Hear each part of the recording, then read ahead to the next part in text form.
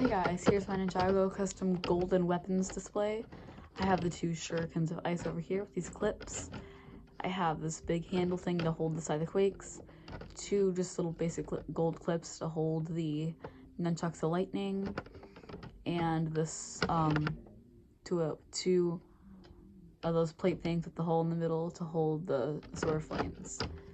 So, yeah, it's pretty easy to make. Just put this thing and then 3 of these circles and that, and then clip, clip, clip, clip, and then make this thing and then put in the golden weapons.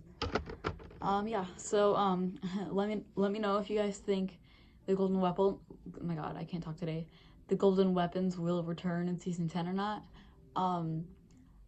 I think they do, honestly, because there's been a lot of stuff from Legacy that's been appearing in like season 10, and the golden weapons are like pretty pure things, and they could use them to fight the Oni.